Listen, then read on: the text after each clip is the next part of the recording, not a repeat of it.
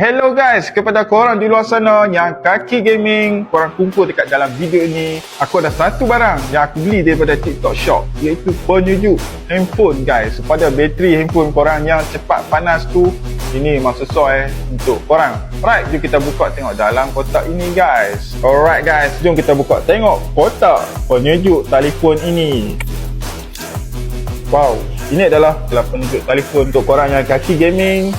Sangat sesuai pakai benda ini. Dekat sini dia punya kipas dia ni, kalau on memang smooth. Dekat bahagian belakang ni cas type C guys. Kemudian lagi dekat bahagian holder ini, tempat korang letak telefon ni, dia boleh tolak naik ke atas macam gini guys. Okay, dekat bahagian plate ni, ini adalah plate untuk bagi sejuk. Korang letak telefon korang di tengah ini, dekat sinilah dia akan function menyejukkan telefon korang. Okay guys, apa lagi yang ada dalam kotak putih ini guys? Kabel guys. Alright guys, jom kita try test tengok penyejuk telefon ini guys. Siap ada lampu RGB light lagi guys. Okay guys, kita akan try di telefon pula guys.